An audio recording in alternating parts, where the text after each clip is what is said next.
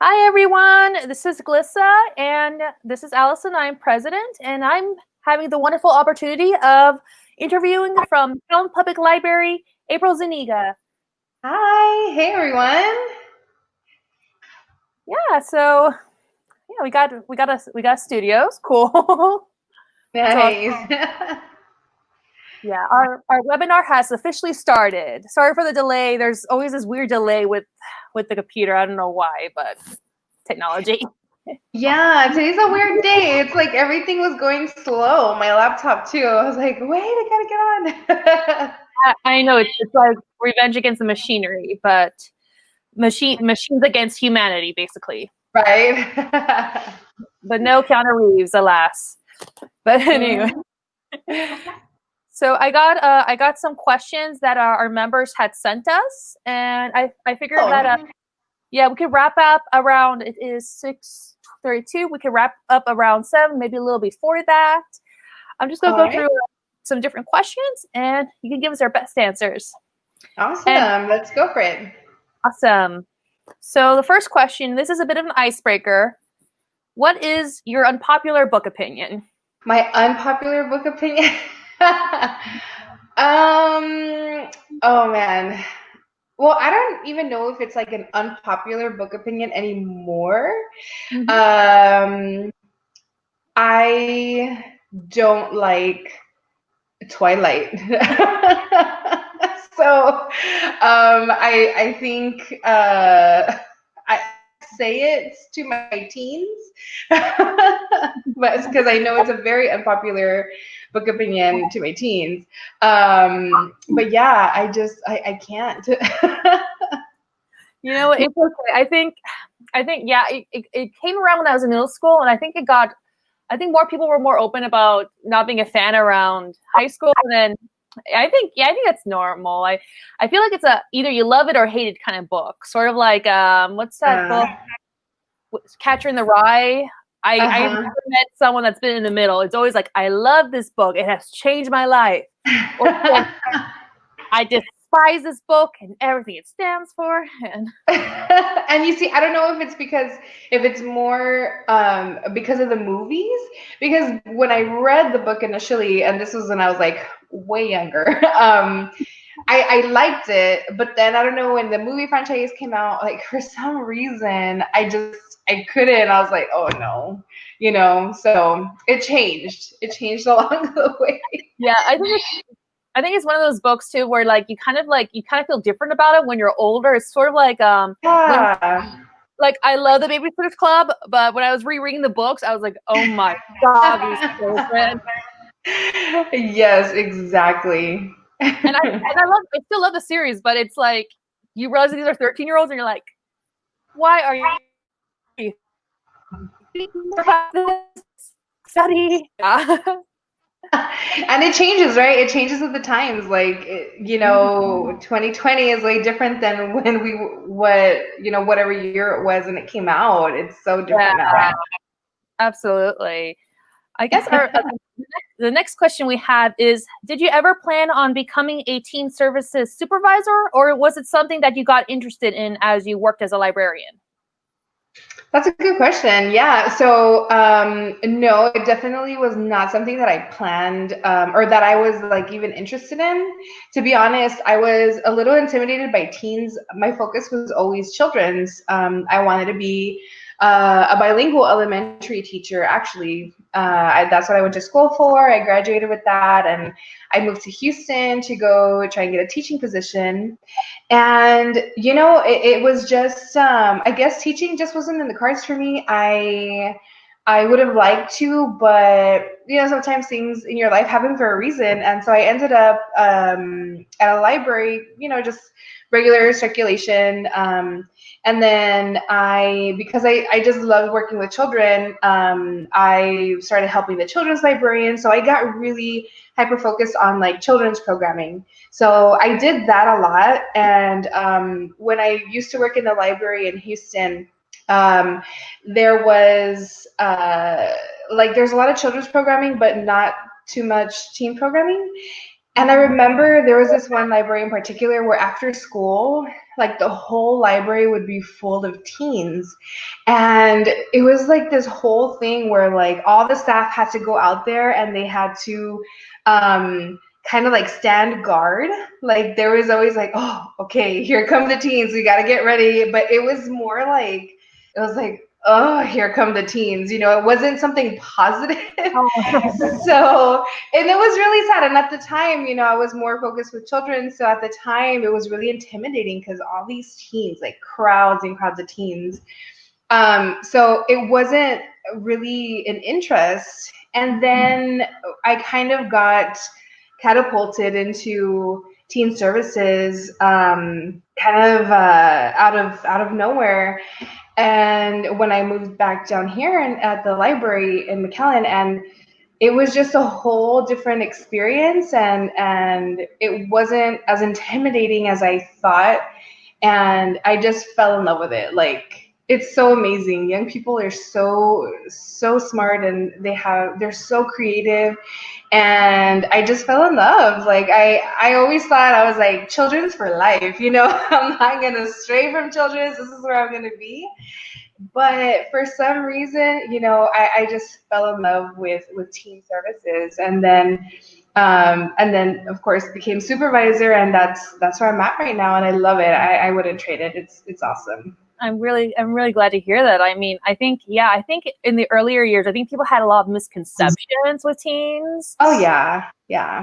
Especially when you see like a horde of teens coming into your library really loud and, you know, kind of horse playing, and, you know, your first immediate thought is like, you want to, you know, roll your eyes so far back on your head. You know what I mean? Like, yeah, I think, yeah, like, and I forgot to mention to anyone's watching, you're welcome to drop in any comments with your own questions. We're not just gonna follow along with my questions. So you have any, I'm gonna definitely put them up here, like so, and we can answer them. cool. Yeah. So our next question is, what did you learn on the job that you didn't know about in library school? Oh my goodness, that is a great question because I think any librarian can agree that what you learn, like 90% of the things that you will learn will be on the job. Like you get a lot of, you know, background about librarianship in school, and it's super important to learn that. But a lot of things will just kind of come your way on the job. So, and I think our job is really special in the way that we're kind of like a jack of all trades. You know, we're not necessarily super focused on just one thing. You kind of have to know a lot of different things. Like for example, when I started in the teen department, I had to learn how to make movies because we had a film club for teens where I had to teach them how to use filming equipment and how to use boom mics and how to edit and how to do all these things. I didn't learn that in library school, but I had to learn that for work. And that's just like one example of how many other things you have to learn. And I think it's amazing because as a librarian, you just, you know, we're experts in knowledge. Like we get to research and we get to learn, and it's consistently learning different things, and we get to share that with others, and which is why I think librarianship is so special, because it's not just one thing. It's not just, you know, books. It's not just learning about the children's collection and like award winners and authors. It's much more. And so that's why I feel like you do learn a lot in library school. You learn like a lot of the background and what you know, what you need like to research and all these things. That's super important. But a lot of the stuff that you're going to learn is going to be on the job, you know, that you come up so unexpectedly. You're like, well, I'm going to need to learn the software. I've never done it before, but here we go. And then it's amazing, you know. It's so cool. Like I think that's one of my favorite parts about librarianship is how much you learn on the job. Yeah, it's really unpredictable, I guess you could say. You know, I don't mean that in the best affectionate way ever. There's something I ended up talking about I never thought I would talk about. Like, I did a program on true crime, and so if someone asked me, oh, actually, we have a question right here. Let me go ahead. Oh, okay. All right. Does your library host teen makerspace events? Yes, we totally do. So it is a little different now.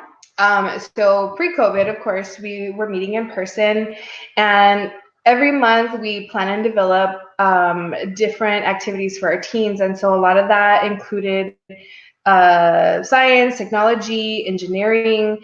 We really wanted to go the STEM route, and well, more STEAM, because we do a lot of art things also.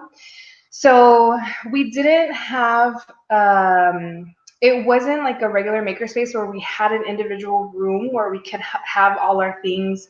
We were kind of limited in space in that, but we made a makerspace program. So every week we would host something different, you know, like how to engineer a tower out of toothpicks and marshmallows, or how to make I think they're called, I always forget the name. It's like they're called bristlebots.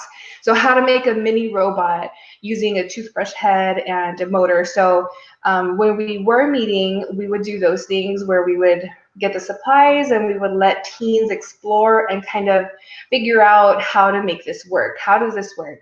And I miss those times because, you know, we got to really talk with our teens and spend time with them, and they loved creating. So now during COVID, we do something similar, but we actually have what's called buzz kits. And so in each of those kits, we provide 3 to 4 different activities that they can do from home. So they just come pick it up at the library and they can take it home, and it's free. And we put out a new one with a different theme every 2 weeks. And it's been going really well. I think teens right now, they're so, you know, overwhelmed with having to do schooling from home, and it's a totally different environment now. But as a library, still being able to provide that to teens is really, really cool. So I'm glad we were still able to do that during COVID. Awesome. That was a really good question. So our next question is, has there ever been a patron interaction that stayed with you the most? Oh, yes. There's been a lot. I think one of the, and I always bring this up because I always remember it, and it's like my favorite reference question that I've ever been asked.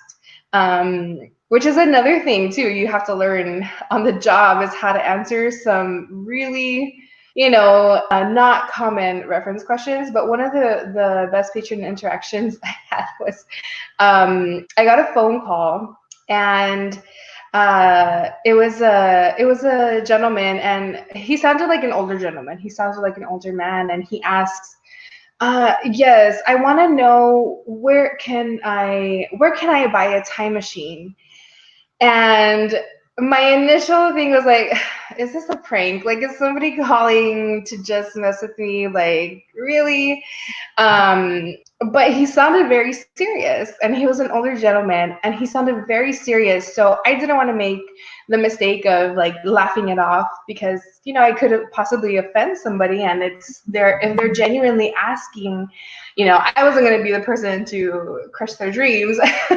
So what I kind of said, you know what, sir, let me look into that for you. And I kind of put it on hold, and I was like, what should I say? Should I just say, well, those don't exist? Or so, because he was so serious, and I didn't want to be the one to be like, well, sir, those aren't real, you know? So I basically just answered, you know, got it off of hold, and I answered, you know what, sir, I'm so sorry, those aren't in production yet, but, you know, we can keep checking later, maybe in a few years, you know? So I had to just kind of say it in a way that, you know, wasn't gonna like crush him, but also let him know, like, you know, we don't have those yet, but I'm sure in a few years. So I think that's the one that sticks out in my head the most, being asked that question. Where can I buy a time machine? I keep having this image of, you know, the Back to the Future, that old man, Doc, or I think he's called. Oh, yeah. I imagine that was on the other end of the line. I know. But yeah, that.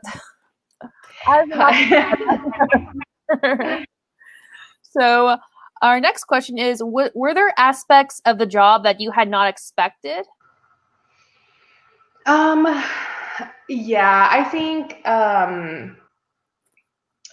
well, I guess in terms of working with teens, one of the things that I didn't expect was, I think when you think of teens, you think of, they kind of want their own space. Like they don't want you to, talk to them. They kind of just want to be them and do what they want to do. Mm-hmm. But one of the things I didn't expect was how open teens were and how willing they were to really express themselves to adults, like how they want to share so much. And I didn't expect that from teens. Like I said, I kind of had this, preconceived notion that teens were more to themselves, like, don't bother me. But I think that's one of the most surprising and also the most rewarding is they want to talk to you. They want you to get to know them. They want to share their likes, their dislikes. They want to talk about their day. They want to talk about what happened at school or what drama is going on at school. I think that's one of the best things in the teen department that I've realized is how open teens are and how much they like to share. Yeah, I've noticed that too. Like, and I'm realizing that if they keep to themselves, it's because they're very shy. But then there's times where I've talked to teenage patrons and they just, after a while, they're like, they just open up and they just keep talking to you like, this is. Yes. You hit that one thing that they're interested in and you have a friend for life. You both, love Iron Man or Captain America. Like, oh my gosh, yes. And you're going to have that person as a regular patron forever. Yes. And our next question is, do you think YA literature is going to be different a few years from now? Oh, yeah. Oh, definitely. I think we've seen YA literature really grow in different areas. I think right now we're seeing more of, characters in YA literature being able to be the protagonist, and they have they have disabilities, but they're like, it's telling their story. We're diversifying different voices now. It's not just a one track thing. Like everybody's able to really raise their voice in YA literature, and that's a huge thing right now. Being able to diversify that and to express that in books, and being able to share that with others, with different communities, with different cultures. I think that's amazing, and I think it's just going to get better and better. But definitely, for sure, I think that it's going to be another change in another 5 to 10 years. It's just going to keep developing and growing. So definitely. Yeah, there's some books that I've seen at the teen department that I'm like, wow, I wish I had that when I was 15. Mm-hmm. Yeah, exactly. Because you want, sometimes you want to see yourself reflected in those stories. You don't want to just read about things that you can't really relate to or connect to, and it's great to see that. I read by Erica Sanchez, what's it called? Not Your Perfect Mexican Daughter. Mm-hmm. I probably butchered that title. I probably said it totally wrong. Right. But when I read that book, I was like, oh my gosh, like a lot of her experiences were things that I experienced when I was growing up, having the family in Mexico and going during the summers, and just, those two cultures, but being born here and growing up here and then having your family. So sharing that culture, I loved it because I was like, oh my gosh, like I did that too, when I was growing up. That's what we would do. And so it's awesome. And the fact that young people get to see that reflected in literature today is really amazing. Yeah, I've read another of that author's books. She's a really good writer, and I don't remember what it was, but it did deal with about being in a border town. And I'm like, yes. Yeah, exactly. Yes, definitely. Yeah, so our next question, it's a little related. This question is, what YA book has impacted you the most? Oh, wow. That one's kind of difficult. I mean, the first one that comes to mind is that one, the I'm Not Your Perfect Mexican Daughter. And oh man, this just shows how long ago I've read a YA a YA book. But I think I would have to say that one for sure. I think that's one of the first books that I've read that and that's because I'm like 33 years old and I finally read a book that I actually could relate to, you know. So I think that one definitely. Yeah, well, I do recommend that book to anyone else that's watching us. It's a really good book. Yes, I love it. It's so good. All right, and our next question is, okay, this one might be hard to answer, but it is, what has been your favorite program that you've implemented at the library? Ooh, there's so many, but I would have to say it's a series that we started called 14s by Teens. And basically it kind of, so in a library, you know, you usually, if you're working in children's or teens or adults, you usually, as a librarian, you implement the program, you come up with the idea, you know, take all the necessary steps to gather materials, make a proposal, put the program together, and then promote the program, and then invite people to come to your program, right? So the 14s by Teen series is that. However, it's actually putting the teen in that lead role. So let's say a teen is like loves to draw or loves art or loves to knit.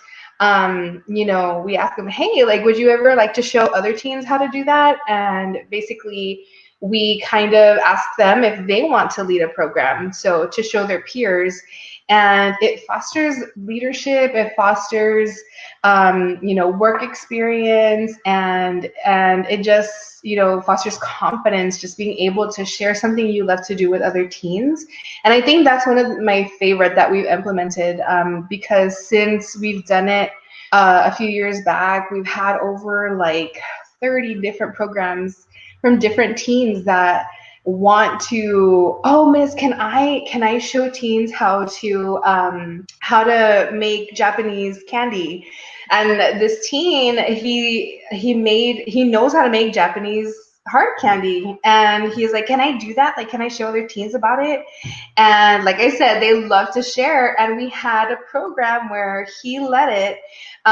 We were there to basically be like a mentor, like, okay, sure, okay, so what's your idea, what do you want to how do you see this program going?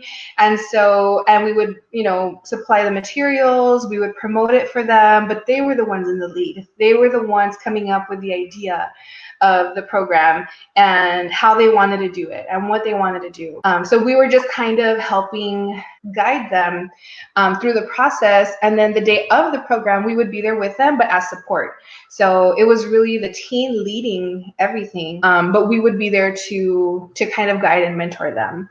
And it's so amazing. We've had a teen fashion show. One of our teens did a whole fashion show where he made the costumes, he got the models. You know, it's just so incredible when you foster that type of environment for teens, how much how much creativity they have. Like, they surprise you. You're just like, oh my gosh, that's incredible. Like, I can't believe that, you know, a 15-year-old, a 16-year-old, you know, knows how to do all these things, and they're willing to share.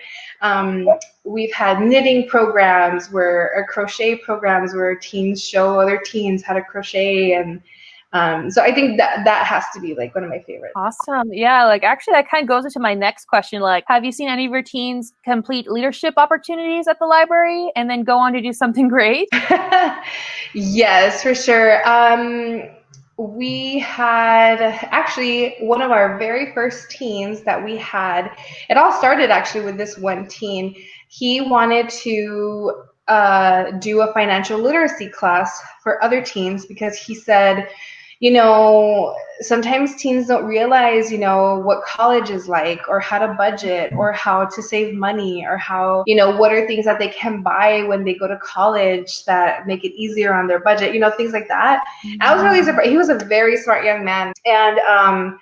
And so he's actually the very first teen that we ever did that with, because the first initial thought was like, oh, I don't know if teens are going to want to sit during a whole session on, you know, saving money. I don't know how that's going to work, but we kind of helped him adjust what he wanted to do, and he did it. And we had his first session had about 20 teens.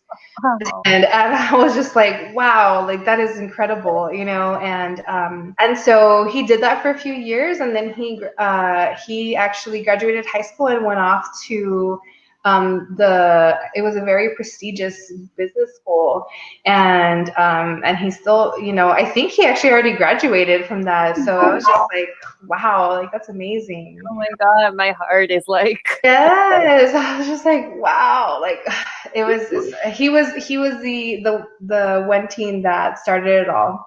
oh yeah. So, okay, I think we're going to be wrapping up soon, but what are some tips for building connections with teens? One of the things that I always tell librarians when I get asked this question is, you need to get to know them. You need to learn their names.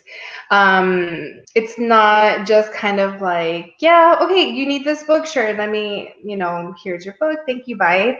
To make a connection with teens, you really need to get to know them, want to get to know them, and be sincere about getting to know them, because they can tell right away if you're not being sincere, or if you're just kind of going with the flow. They will automatically pick up on that. And talk about interests that, you know, ask about their interests. And just we had it's called a community sketchbook.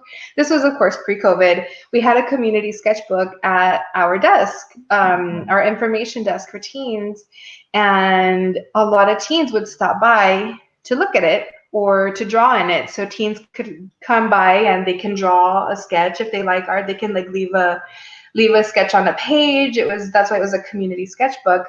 And so anytime a teen would stop by to draw something, we'd always be like, oh, hey, cool, you like to draw, awesome. What kind of things do you like to draw? Oh, anime, awesome, that's so awesome. And it started from there. And then that conversation would build, and we would ask them their name. And then from there, whenever they came back, hey, Joshua, how's it going? How was school today? How was everything? Oh, cool. So are you drawing anymore? You remember those details that they tell you, because then they know that you care. And I think one of these examples is I had a teen come by and we had that conversation, and he left, and then he came back. He didn't come back for like a really long time, but he came back, and I remembered him, and I was like, hey, Andres, how's it going? And he looked at me kind of weird. He's like, you remember me? I was like, I do. How are you? He was so shocked that I had remembered his name, and that I had remembered the things that he had told me about how he liked to, you know, draw and all these things. And so it was, you know, they notice. And I think if you are working with teens, that is one of the most important things that you could do to make a connection, is know their name, know their interests, make an effort. Yeah, don't have any preconceived notions. Oh, no, definitely. You always give teens, you know, an opportunity. Don't ever automatically think that if they come in too loud into your department, they're going to be troublemakers. Yeah. Or, you know, we tend to forget that as young, you know, as teen, we were teens once, and we were there. We used to those loud teens that would come into a library or at school, you know. I will tell you that when I was a teen and I was into anime, it would have been really cool to have talked to an adult like that. So yeah, exactly, because it's the least person that you ever expect them to open up to is an adult. And the fact that they want to, I mean, just tells you volumes, you know. So okay, I have 2 more questions. I think we're going to be done. And like I said, if anyone has comments, I'll post them. Just be sure to let me know, and we'll try to answer them as much as we can. Awesome. Okay. All right. So how do you stay current with trends among teens? Well, one of the things we do is we're part of YALSA, the Young Adult Library Association. And I mean, it's a really great resource. There are different branches. There's one for children. So the American Library Association has all of these different branches that you can be a part of, you can be a member of. And so that is where you're going to get so many of your resources to always see what's happening, what kind of events are coming up to celebrate in your library for your teens. Any like advocacy, new YA or the different trends in new YA. So all of those things, I would highly recommend YALSA from the American Library Association for sure. Awesome. And do you have any journals, blogs, or websites for those interested in teen programs or librarianship? Yeah, well, so I can definitely direct you to our teen page at McAllenLibrary.net. If you click on our teen page, you'll see pretty much everything that we do for our teen department. There's also a special page for those buzz kits that were the take-home makerspaces. You'll see some of the films that teens have made for that film club that I think I had mentioned earlier.